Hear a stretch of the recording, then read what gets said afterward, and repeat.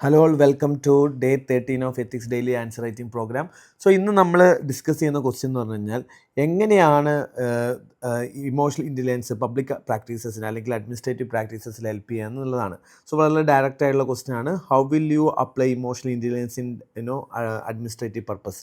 അപ്പോൾ ഇതിൻ്റെ ഒരു സ്ട്രക്ചറിങ് നോക്കുവാണെങ്കിൽ വളരെ സിമ്പിളാണ്. ഇൻട്രൊഡക്ഷനിൽ തന്നെ നിങ്ങൾക്ക് എന്ത് പറയാം, എന്താണ് ഇമോഷണൽ ഇൻ്റലിജൻസ് എന്നുള്ളത് ഇൻട്രൊഡക്ഷൻ തന്നെ നിങ്ങൾക്ക് ഡിഫൈൻ ചെയ്യാൻ പറ്റും അല്ലേ.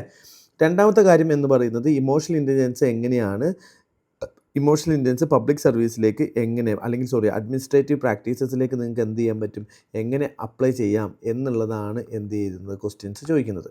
അപ്പോൾ നമുക്ക് ഡയറക്റ്റായിട്ട് ചോദ്യത്തിലേക്ക് തന്നെ പോകാൻ പറ്റും. ഇപ്പോൾ ഇവിടെ ആൻസേഴ്സ് എഴുതുന്ന സമയത്ത് ഇതിനകത്ത് ഫസ്റ്റ് നമ്മൾ ഇമോഷണൽ ഇൻ്റലിജൻസ് എന്താണെന്ന് ഡിഫൈൻ ചെയ്തിട്ടുണ്ട്.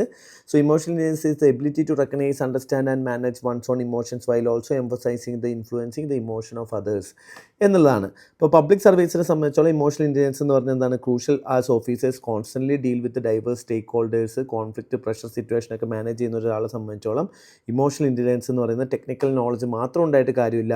ഇമോഷണൽ ഇൻ്റലിജൻസ് കൂടി ഉണ്ടെങ്കിൽ മാത്രമേ എഫക്റ്റീവായിട്ട് പബ്ലിക് സർവീസ് കണ്ടിന്യൂ ചെയ്യാൻ പറ്റുള്ളൂ. സോ ആദ്യം നമ്മൾ പറഞ്ഞു എന്താണ് ഇമോഷണൽ ഇൻ്റലിജൻസ് എന്നുള്ളത് അല്ലേ. എന്താണ് emotional intelligence? It is the ability to recognise, understand and manage one's own ഇമോഷൻസിനെയാണ് നമ്മൾ ഇമോഷണൽ ഇൻ്റലിജൻസ് എന്ന് പറയാൻ നമ്മൾ പറഞ്ഞു. അതേപോലെ തന്നെ രണ്ടാമത്തെ ആസ്പെക്റ്റിലേക്ക് വരുമ്പോൾ ഇതെങ്ങനെയാണ് അഡ്മിനിസ്ട്രേറ്റീവ് പർപ്പസിലേക്ക് ഇമോഷണൽ ഇൻ്റലിജൻസിനെ അപ്ലൈ ചെയ്യാന്നുള്ളൊരു കാര്യമാണ് നമ്മൾ ഡിസ്കസ് ചെയ്യുന്നത്. അവിടെ നമ്മൾ പറയാം, നമുക്ക് ഒന്നാമത്തെ കാര്യം ബിൽഡിംഗ് സ്ട്രോങ് റിലേഷൻഷിപ്പ് എന്നുള്ളതാണ്. ഇമോഷണൽ ഇൻ്റലിജൻസിൻ്റെ ഒരു ഇമ്പോർട്ടൻറ്റ് ഫാക്ടർ എന്ന് പറയുന്നത് എന്താണ്, സ്ട്രോങ് റിലേഷൻഷിപ്പ് ബിൽഡ് ചെയ്യാൻ പറ്റുമെന്നാണ്. Emotional intelligence enable the administrator to connect with the colleagues, subordinate citizen through solidarity and trust, fostering cooperation and smoother governance. നമുക്ക് എന്ത് ചെയ്യാൻ പറ്റും, ആളുകളുമായിട്ട് അഡ്മിനിസ്ട്രേറ്റീവിലുള്ള കൊളീഗ്സ് ആയിട്ടും സബോർഡിനേറ്റ് ആയിട്ടും സിറ്റിസണായിട്ടും എല്ലാവർക്കും നല്ലൊരു റിലേഷൻഷിപ്പ് മെയിൻറ്റെയിൻ ചെയ്യാൻ പറ്റും. അതുകൊണ്ട് ട്രസ്റ്റ് ബിൽഡ് ചെയ്യാൻ പറ്റും എന്നുള്ളതാണ് ഒന്നാമത്തെ ഗുണം. ഇപ്പം നമ്മൾ എന്ത് ചെയ്തിട്ടുണ്ട്, ഇപ്പം ആഫ്രിക്കൻ യൂണിയനെ നമ്മൾ എന്ത് ചെയ്തു, G20 നമ്മൾ ഇന്ത്യ റെക്കമെൻഡ് ചെയ്യുന്നതിൻ്റെ ഭാഗമായിട്ട് ഗ്ലോബൽ സൗത്തിൽ നമ്മൾ എന്ത് ചെയ്യും, നമ്മുടെ ട്രസ്റ്റ് കൂടുമെന്നുള്ളതാണ് ഇമ്പോർട്ടൻ്റ് ആയ ഫാക്ടർ. അതേപോലെ തന്നെ കോൺഫ്ലിക്റ്റ് മാനേജ് ചെയ്യാൻ വേണ്ടിയിട്ട് എന്ത് ചെയ്യുന്നുണ്ട്, നമുക്ക് ഇമോഷണൽ ഇൻ്റലിജൻസ് യൂസ് ചെയ്യാം. അതായത് നമ്മൾ ഈ കോൺഫ്ലിക്റ്റിന് വരുന്ന ആളുകൾ അല്ലെങ്കിൽ പ്രോബ്ലം ക്രിയേറ്റ് ചെയ്യുന്ന ആളുകളുടെ അല്ലെങ്കിൽ ആ ഒരു കോൺഫ്ലിക്റ്റിലെ സ്റ്റേക്ക് ഹോൾഡേഴ്സിൻ്റെ ഇമോഷൻസ് എന്താണെന്ന് മനസ്സിലാക്കി അത് റിസോൾവ് ചെയ്യാൻ വേണ്ടി നമ്മൾ ഹെൽപ്പ് ചെയ്യുന്നു.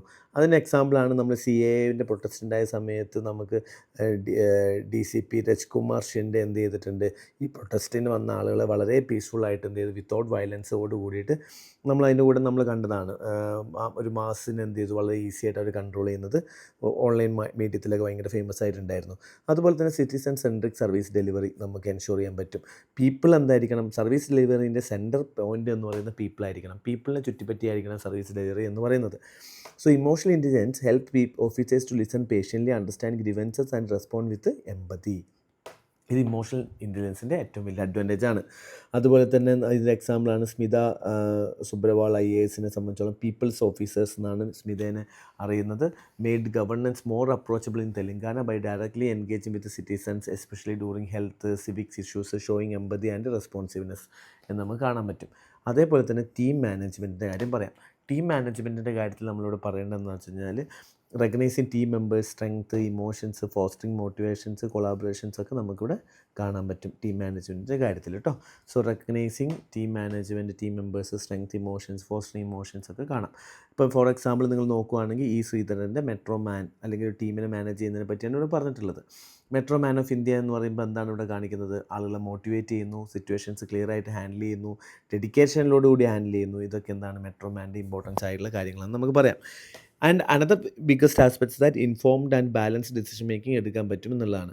അപ്പം ഒരാൾ ഇമോഷണൽ ഉള്ള ഒരാളെ സംബന്ധിച്ചോളം അയാൾ എന്ത് ചെയ്യില്ല, ബയാസ്നെസ് ആയിരിക്കില്ല. ഇമോഷൻസ് എന്ത് ചെയ്യാൻ പറ്റും, കൃത്യമായി ഡിസിഷൻസ് എടുക്കാൻ പറ്റും. ഇപ്പോൾ ഓപ്പറേഷൻ സിന്ദൂറിൻ്റെ സമയത്ത് എന്ത് ചെയ്തു, നമ്മൾ ആ സ്ട്രൈക്ക് ക്യാരി ഔട്ട് ചെയ്തത് മറ്റ് സിവിലിയൻ കാഷ്വാലിറ്റീസ് ഒന്നും ഇല്ലാതെയാണ്. എങ്ങനെയാണ് സിവിലിയൻ കാഷ്വാലിറ്റി ഒന്നും ഇല്ലാതെ ഇത്രയും പെർഫെക്റ്റായിട്ട് ചെയ്യാൻ പറ്റുന്നത്? Because of understanding our emotions. നമുക്ക് അറിയാം എവിടെയാണ് നമ്മൾ അറ്റാക്ക് ചെയ്യേണ്ടത്, അത് മാത്രമേ നമ്മൾ ചെയ്തിട്ടുള്ളൂ, അത് കൂടുതൽ നമ്മൾ ചെയ്യുന്നില്ല. സോ അത് നമ്മുടെ അണ്ടർസ്റ്റാൻഡിങ് ആണ്. ആ രീതിയിൽ എന്ത് ചെയ്യാൻ പറ്റും, നമുക്ക് പറയാൻ പറ്റും. അല്ലെങ്കിൽ കറേജ് ടു ചേഞ്ച് ആണ്. ഫോർ ഇമോഷണൽ ഇൻ്റലിജൻസ് ഉള്ള ആളുകൾക്ക് എന്തെങ്കിലും ഒരു സോഷ്യൽ ഇഷ്യൂസ് ഉണ്ട് എന്നുണ്ടെങ്കിൽ അത് ചേഞ്ച് ചെയ്യാൻ വേണ്ടിയിട്ട് എന്ത് ചെയ്യും, അവർക്ക് കറേജ് കിട്ടുകയും അതിലൂടെ പബ്ലിക് ട്രസ്റ്റ് വരികയും ചെയ്യും. ഇപ്പം IAS officer of Durga Shakti Nagpal എന്ത് ചെയ്തിട്ടുണ്ട്, പുള്ളിക്കാരി basically change by acting against sand mining മാഫിയക്കെതിരെ പ്രവർത്തിച്ച് ചേഞ്ചസ് വരുത്തിയ ഒരാളാണ്. സോ വിത്തൗട്ട് ഇമോഷണൽ ഇൻ്റലിജൻസ് എന്ത് ചെയ്യാൻ പറ്റും, നമുക്ക് അഡ്മിനിസ്ട്രേഷൻ റിസ്ക് ബിക്കം റിജിഡായിരിക്കാം, ഇൻസെൻസിറ്റീവ് ആൻഡ് കോൺഫ്ലിക്റ്റ് പ്രോൺ ആവാം, leading to mistrust in public service, public alienation, poor public service. Emotional intelligence കൊണ്ട് ഇതൊക്കെ ഇങ്ങനെയുള്ള പ്രോബ്ലംസ് ഒക്കെ ഉണ്ടാവാനുള്ള ചാൻസസ് ഉണ്ട്. ഇതൊക്കെ നമുക്ക് മാറ്റാൻ പറ്റും. അപ്പം അതിൻ്റെ ഒരു കൺക്ലൂഷനായിട്ട് നമുക്ക് എന്ത് എഴുതാൻ പറ്റും, in administration intelligence make policies work, but emotional intelligence make people believe in them. Okay, അപ്പം ഇൻ്റലിജൻസ് ഉണ്ടായിട്ട് കാര്യമില്ല, എന്ത് ചെയ്ത് വർക്ക് നടന്നിട്ട് കാര്യമില്ല, ആളുകൾ കൂടി എന്ത് ചെയ്യണം, അതിനകത്ത് ബിലീഫ്സ് ഉണ്ടാകുമ്പോഴാണ് ഒരു അഡ്മിനിസ്ട്രേഷൻ കംപ്ലീറ്റ് ആയെന്ന് പറയാൻ പറ്റുക. So by addressing the emotional and social needs alongside material ones, emotional intelligence എന്ത് എൻഷുർ ചെയ്യുന്നുണ്ട്, minimum government and maximum governance ensure ചെയ്യാൻ പറ്റും, പീപ്പിൾ സെൻട്രിക് ആവാൻ പറ്റും.